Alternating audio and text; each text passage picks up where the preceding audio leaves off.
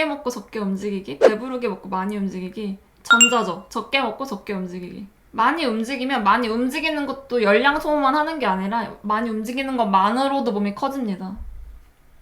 무조건 전자. 적게 먹고 적게 움직이기.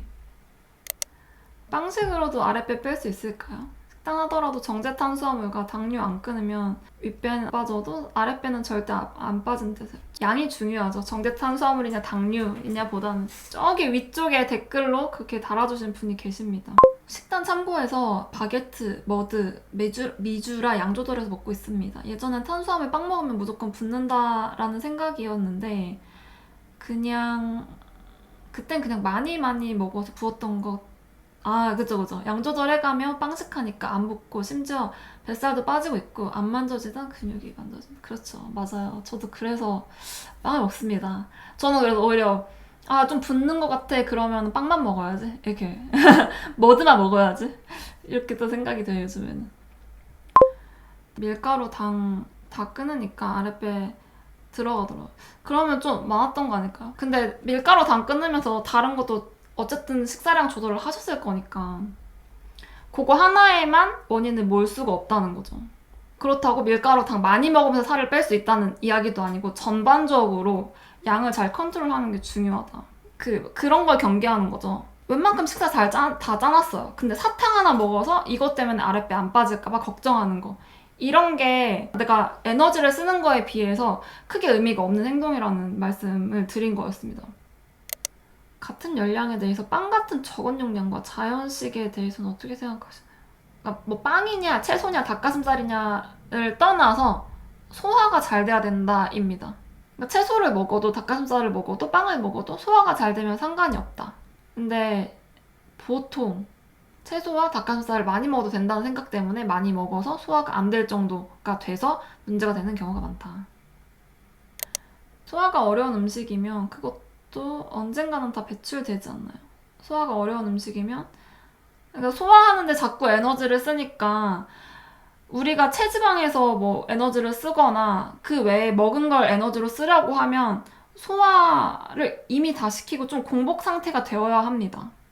물론 동시에도 일어나겠지만 어느 정도 분리가 돼서 소화는 소화대로 시키고 이게 끝나고 에너지로 쓰고 이런 게 좀 연쇄적으로 일어나야 되는데 소화가 자꾸 어려우면 쓸 에너지를 자꾸 못 쓰니까 그냥 이렇게 무조건 살이 찐다기보다는 대사 자체가 나의 컨디션이 떨어질 수 있다라는 의미로 소화가 일단은 무조건 잘 돼야 된다. 그리고 그냥 감량에 딱 집중해서 보면 감량은 일단 체지방에서 에너지를 써야 되잖아요. 체지방에서 에너지를 쓰는 상황은 공복입니다.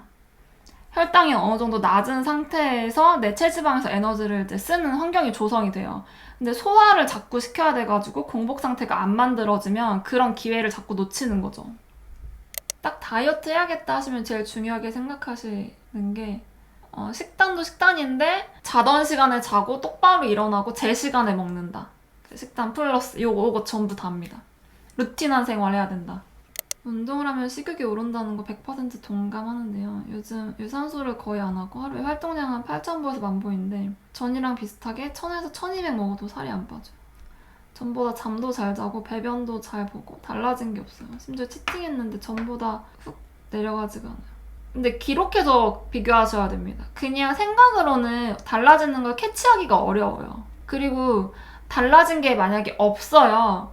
그러면 나도 모르는 뭔가가 관여가 된 거겠죠? 그러니까 나는 예전에는 지금처럼 똑같이 활동했는데 살이 빠지는 상태였다. 근데 지금은 그게 아닌 거니까 다시 잡아간다고 또 볼 수 있죠.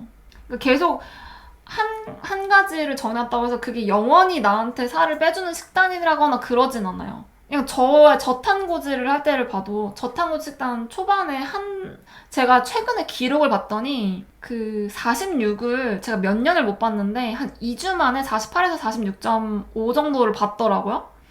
근데 그 초반에 했던 식단을 지금 한다고 해서 살이 빠지지가 않아요.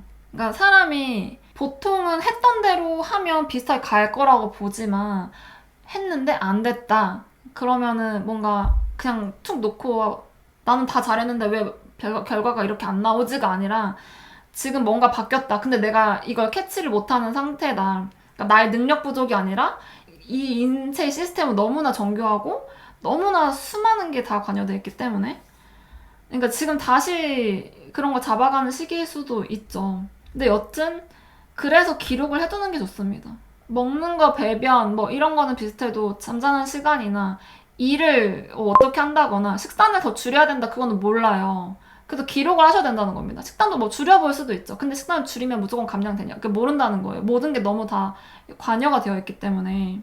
우리가 자주 하는 얘기가 그런 거잖아요. 그 식사량을 좀 늘렸더니 감량이 됐다. 이런 케이스도 있기 때문에 식사량을 줄여야 감량이 된다. 이렇게 얘기를 꼭 못 드리는 거예요. 요즘에는 또 음식 종류 상관없이 천천히 오래 씹어 먹는 게 양 조절하는 데 도움돼서 결국 소식자가 되어 자연스럽게 살이 빠진다. 라는 영상들이 많이 올라와서요. 그래서 속으로 50번 이상만 씹어 먹자 생각하고 먹는데 50번일 뿐인데도 진짜 속 터지고 답답해가지고 밥 먹는 속도도 감량에 영향을 주신다고 생각해요. 근데 1997님처럼 이제 막 답답해서 죽을 것 같다 그러면은 안 좋은 거. 그런 분들 있잖아요. 음식을 너무 빨리 먹는다. 그래서 먹는 거에 비해서 포만감이 너무 늦게 오시는 분들 있죠. 그런 분들은 배가 안 부르니까 계속 빨리 많이 먹겠죠? 근데 이런 상황이라고 하면 이런 분들은 씹는 횟수를 늘려가지고 포만감이 올 때까지 시간을 좀 벌려두면 그러면 식사량이 줄어드니까 감량이 될 수도 있겠지만 단순하게 천천히 오래 씹어 먹는다고 해서 그게 감량이 된다고 생각하진 않아요. 일단 기본적으로 양이 제일 중요하다고 생각합니다.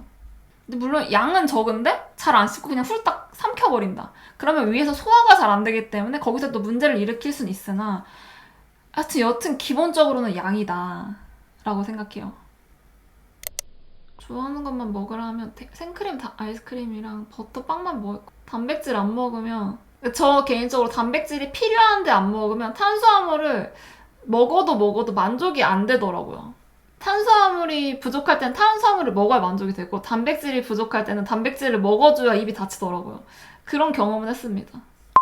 진짜 필요할 때 먹으면 소화가 엄청 후루룩 되는 느낌이 신기해요. 저는 규칙적 식사 잘하고 루틴 잘 지키면 그달에 PMS는 하루 정도 빵이나 탄수 식욕 올라서 많이 먹고 다시 잠잠해지거든요. 근데 그때는 많이 먹어도 배가 잘 안 나오고 다음날 배출되는 느낌이 있어요. 맞아요. 질문이랑도 약간 연결되는데 필요한 걸 먹으면은 이제 막 이렇게 후루룩 다 소화가 되고 또 필요한 걸 먹으면 입이 딱 먹어졌을 때 입이 딱 닫히고 몸이 신기해요. 그래서 아무런 배경 지식 없이 누가 먹는다고 하는 걸 따라 먹는다는 게 크게 나한테 효과가 없을 수도 있다. 살이 1kg라도 찌면 이러다 2kg, 3kg 훅훅 쪄서 다이어트 전처럼 될까봐 너무 불안한 마음이 들어요. 근데 한편으로는 1kg 찐다고 내 세상이 어떻게 되지 않아 라는 생각이 들기도 해요. 내 몸은 절대 옛날로 돌아가지 않을 거라고 정신승리하며 꾸준히 다이어트하는 마음가짐으로 살아야겠죠. 2kg 찌고 3kg 찐다? 제가 다이어트를 계속 그러니까 기록하고 이렇게 우리가 얘기 나누고 이 시간이 쌓이면서 드는 생각이 살을 빼는 것도 정말 어렵지만 살이 많이 찌는 것도 사실은 쉽지가 않아요. 그러니까 생각해보면 우리가 적당히 배부르게 먹는 식사로 살이 막 5kg, 10kg? 이렇게 찌기 어렵지 않나요? 살이 많이 쪘을 때를 보면은 밥 먹고 간식 먹고 배 터지게 먹고 야식 먹고 그 다음날 아침 또 먹고 점심 먹고 저녁 먹고 간식 먹고 그러니까 계속 과식이 반복될 때 살이 진짜 많이 찌는 거지 적당히 먹어서는 살이 막 많이 찌기도 어렵다라고 생각이 들거든요. 그러니까 우리도 지금 살찐 걸 보면은 폭식해서 살이 찐 거지 적당히 먹어서 살이 찌는 경우는 없다. 물론 1kg, 2kg 요 정도는 늘 수 있는데 그게 막 10kg가 된다거나 그러기는 힘들다. 내가 계속 폭식하지 않는 한. 근데 기본적으로 살찌는 것도 어렵다라는 생각? 그것도 저는 이제 그 생각 저변에 깔려 있어가지고 내가 폭식을 연속으로만 안 하면 된다 라고 생각하고 있어요. 그쵸. 살이 진짜 찌는 것도 어렵다. 그 찔 때를 보면은 다 저희가 라이브에서 얘기 나눌 때도 보면은 적당히 밥 먹었는데 살이 막 5kg, 10kg 쪘어 이렇게는 얘기 안 하잖아요. 요요가 오더라도 다이어트를 했고 그래서 폭식기가 왔고 자꾸 끊임없이 먹다 보니까 살이 쪘다 이렇게 우리가 대화가 되지 그냥 적당히 그냥 뭐 1인분씩 나오는 음식 먹으면서 살찌는 거는 그것도 어렵더라고요. 이해가 안 될 때는 어떨까 생각하냐면은 만약에 내가 먹지도 않는데 살이 자꾸 찌는 그런 상황이 만들어진다? 그러면 나는 몸에서 에너지를 생산할 수 있는 사람 뭐 이런 식으로 그러니까 말도 안 되는 그러니까 상황이다 이렇게 생각이 돼가지고 그러니까 말도 안 되는 일은 일어나지 않으니까. 혹시 외식 메뉴를 정할 수 있다면 메뉴 추천해 주실 수 있나요? 샌드위치나 덮밥류 이런 것보다 그냥 백반 스타일 있잖아요. 밥 공기로 나오고 반찬 집어먹는 스타일이 저는 양 조절하기는 가장 수월한 것 같아요. 빵 같은 경우도 그러니까 샌드위치도 속이 어떻게 들어가냐에 따라서 그러니까 중량 차이 되게 많이 날 수 있어서 똑같은 잠봉배로 샌드위치라고 해도 가늠이 안 될 수 있는데 밥 공기는 진짜 거의 비슷해가지고 내가 밥을 평소에 얼마나 먹는지만 대충 가늠해두면은 밥이랑 반찬 한 번씩 이렇게 먹는 걸로 외식으로는 양 조절 제일 쉬운 것 같아요. 혹은 김밥. 한 줄이 좀 크다 싶으면 3분의 2줄 뭐 이런 식으로. 중량을 잴 수 있으면 빵이 좋은데 중량을 못 재니까 차라리 밥이 가늠하기 쉽다 이런 의미입니다. 대사가 활발하다의 기준을 보통 배변이나 잠이나 컨디션으로 체크하시나요?